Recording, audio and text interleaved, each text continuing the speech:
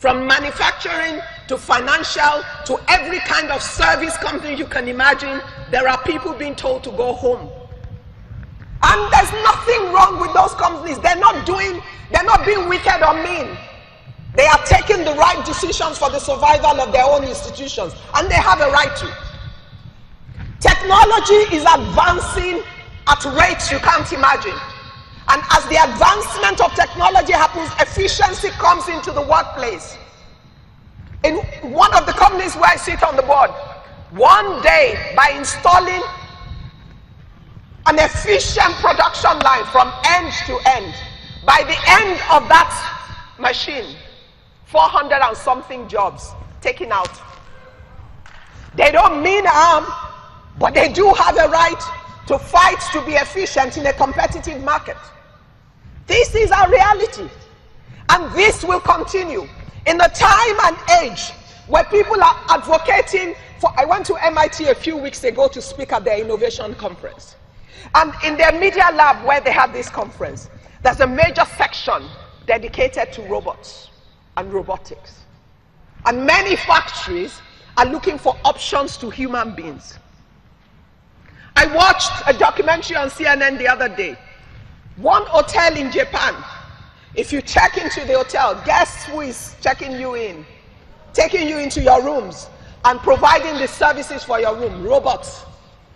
Human beings are being eliminated for the sake of efficiency. What does that tell us? We need to create alternative opportunities to engage human beings. Otherwise, we'll have a social problem. Fortunately and unfortunately, we are one of those nations that have a lot of human beings to account for. They become a liability where we go to sleep and we do nothing to plan about how we're going to engage and provide for them. To engage them constructively is to turn that population into an asset that through that engagement can provide value, create value for the economy of the nation, and make us able to stand with pride. The only way I know that you create jobs is that you continue to create businesses and opportunities. And to create businesses, you need to raise entrepreneurs, and you need to facilitate the emergence of small and medium-scale businesses, because ultimately, it is only small and medium-scale businesses that emerge to be major corporations. But even with that, statistics will tell you, if you look through all the nations, all the developed countries of the world, for most of them, small and medium-scale businesses represent anything between 40 to 70% of the jobs in their market. Every country, from America to Germany to UK to across the whole globe, different kinds of countries, different kinds of economies. So it is not a matter of choice, but it cannot be an accident, because right now we have an accidental model. We have a model that says if you find your way and you succeed at it, that's fine. But if you don't, too bad for you, because nobody cares.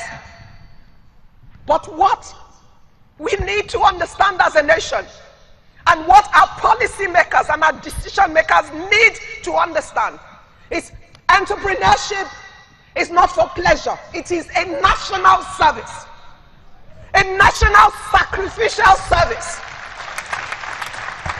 a choice to use your resources to create value for your society and for other human beings, rather than to just keep your resources for yourself. Because after all, as an entrepreneur, I haven't worked for 28 years to build a group.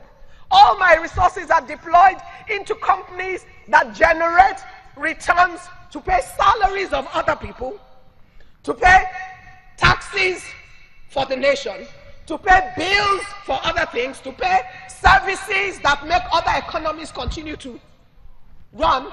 At the end of it, when the tax man has taken his own money, whatever is left as profit, if there is profit, is where I am supposed to take some dividend.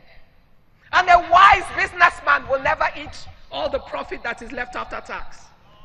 You will retain a portion of it to continue to grow the business.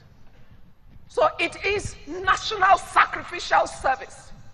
And it needs to be structured, it needs to be encouraged, it needs to be empowered, it needs to be celebrated.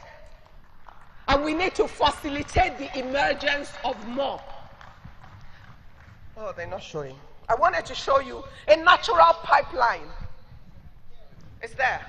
Okay, this is not even the one. I want that pipeline, job creator or job seeker. Move, okay. I want you to look at this. This is the natural pipeline of people. After school or training, whatever, most people line up looking for jobs.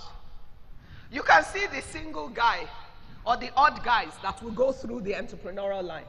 Because, like a wise man told me some time ago, only a mad person chooses to have to worry about other people's salary at the end of the month. Only a foolish person does that. A wise person waits for somebody else to worry about his own pay at the end of the month. Unfortunately, that luxury does not exist.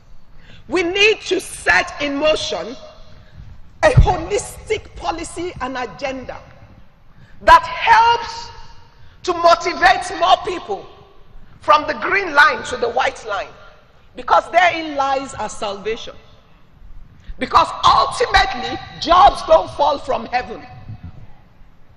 They are created, and they are created by bold, courageous, selfless people that are called entrepreneurs. Listed on Nigerian Stock Exchange are only 186 companies or thereabout. Go and do the numbers of how many people they represent in terms of employment. And I doubt that you will have 500,000 people represented by them. So all the other 180-something million people that are Nigerians, and we say we have a labor workforce of about 78 million people.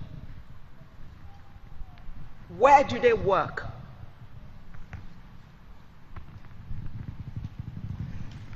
Right now, even the numbers that government will supply you as those that work for government, we have seen how many ghosts are within them. So when you eliminate the ghosts and take the real numbers, add it to what the major corporates represent, and you would find that the small and the medium-sized companies are the major shock absorbers of job issues in the country. I posit that we need to be deliberate about it. First and foremost, our entire educational system needs a rejig. A total rejig.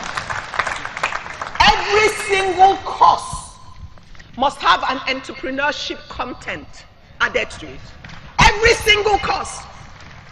When you train a doctor, tell him what is the commercial angle of his medical training and how he can derive and create economic value from his medical training.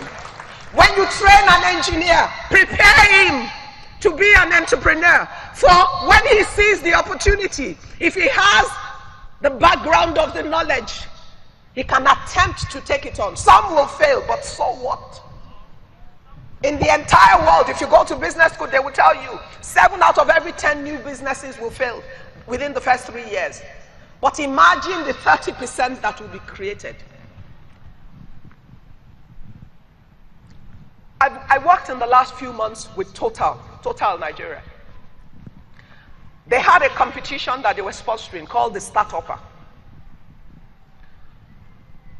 They were running it across Africa. They asked young Nigerians to share their ideas and would win prize money and support for the execution, just to prove to you the minds of your citizens. By the time we were done, I chaired the jury. We had 3 brilliant young Nigerians as winners. Let me tell you the story of the overall winner, who was in Mauritius the whole of last week competing in the African-wide competition with a solution developed in Nigeria. His mother, he lives with his mother for 25 years. And they never ever used gas to cook in their house. Why? Because his mother was afraid of fire. And just a simple fear of fire kept her out of ever using gas. Not even because she couldn't afford gas. So this guy went to university, studied engineering, and could not get his mother's fear out of his mind. And he was consumed with finding a solution that will make gas safe to use in the household without fear of fire. He then developed a cooking unit that once you switch it on using your gas, if for any reason the gas is shut down, he has an automatic system that shuts the gas supply. It's a Nigerian boy. He's 20-something years old. And he had registered the patent of his technology and started trial production. But where is his natural next phase?